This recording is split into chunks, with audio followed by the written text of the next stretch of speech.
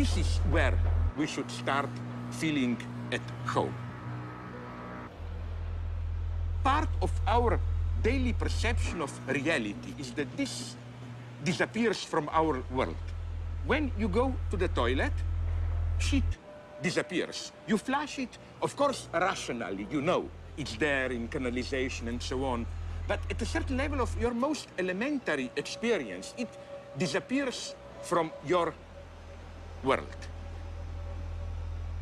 But the problem is that trash doesn't disappear. I think ecology, the way we approach ecological problematic, is maybe the crucial field of ideology today. And I use ideology in the traditional sense of illusory, wrong way of thinking and perceiving reality. Why? Ideology is not simply dreaming about false ideals and so on. Ideology addresses very real problems, but it mystifies them.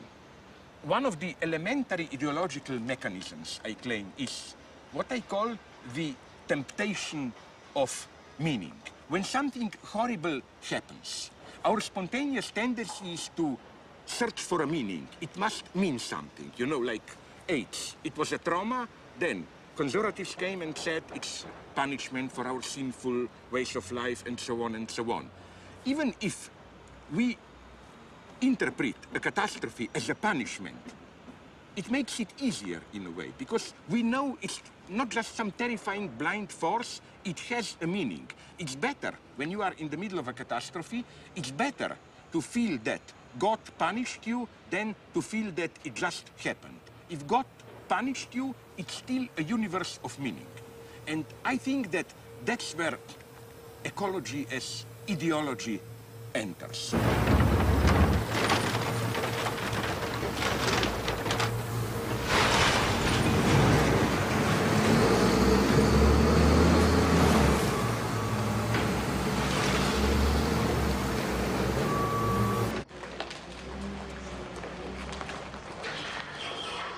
It's really the implicit premise of ecology that the existing world is the best possible world, in the sense of it's a balanced world which is disturbed through human hubris.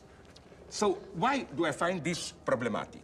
Because I think that this notion of nature as a harmonious, organic, balanced, reproducing, almost living organism, which is then disturbed, perturbed, derailed through human hubris, technological exploitation, and so on, is, I think, a secular version of the religious story of the fall.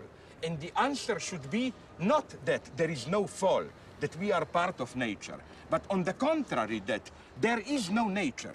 Nature is not a balanced totality which then we humans disturb. Nature is a big series of unimaginable catastrophes. We profit from them. What is our main source of energy today? Oil. What are we aware what is oil? Oil reserves beneath the earth are material remainders of an unimaginable catastrophe. Are we aware? Because we all know that oil is composed of the remainders of animal life, plants, and so on and so on. Can you imagine what kind of unthinkable catastrophe had to occur on Earth? So that's good to remember.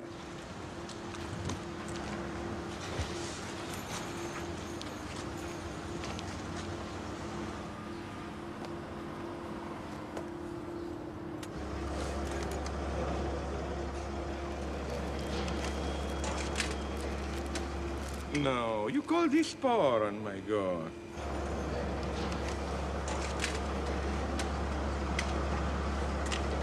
You can have a half of a hamburger, or rather some cheese sandwich, then you can have a muffin and some juice.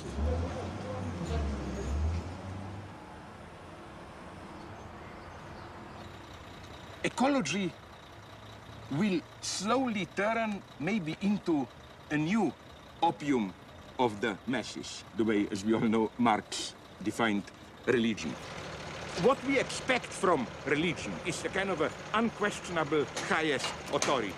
It's God's word, so it is, you don't debate it. Today, I claim ecology is more and more taking over this role of a conservative ideology. Whenever there is a new scientific breakthrough, biogenetic development, whatever, it is as if the voice which warns us not to trespass, violate a certain invisible limit, like don't do that, it would be too much. That voice is today more and more the voice of ecology, like don't mess with DNA, don't mess with nature, don't do it. This basic conservative, archi-ideological mistrust of change. This is today ecology. Another myth which is popular about ecology, namely spontaneous ideological myth, is the idea that we, Western people in our artificial technological environment, are alienated from immediate natural environs. That we should not forget that we humans are part of the living earth. We should not forget that we are not abstract engineers, theorists who just exploit nature, that we are part of nature, that nature is our unfathomable, impenetrable background. I think that that precisely is the greatest danger. Why? Think about a certain obvious paradox. We all know in what danger we all are. Global warming, possibility of other ecological catastrophes, and so on and so on. But why don't we do anything about it? It is, I think, a nice example of what in psychoanalysis we call disavowal. The logic is that of, I know very well, but I act as if I don't know. For example, precisely, in the case of ecology, I know very well there may be global warming, everything will explode, be destroyed, but after reading a treatise on it, what do?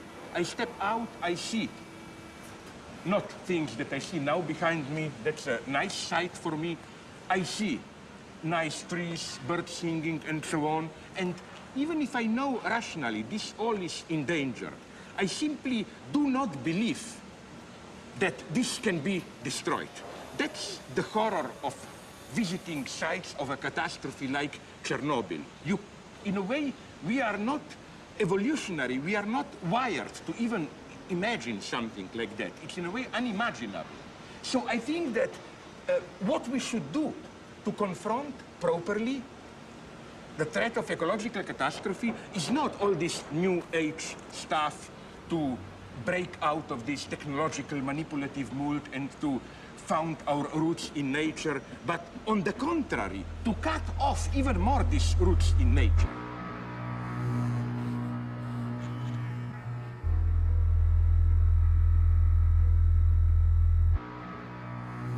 We need more alienation from our life world, from our, as it were, spontaneous nature. We should become more artificial.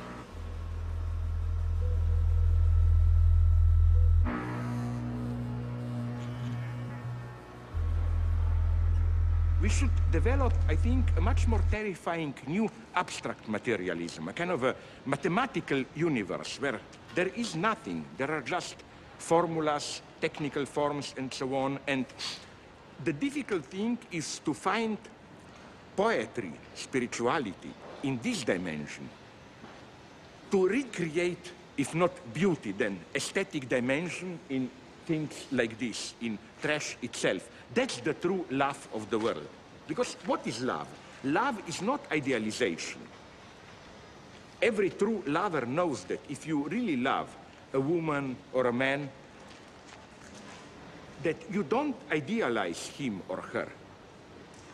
Love means that you accept a person with all its failures, stupidities, ugly points, and nonetheless, the person is absolute for you.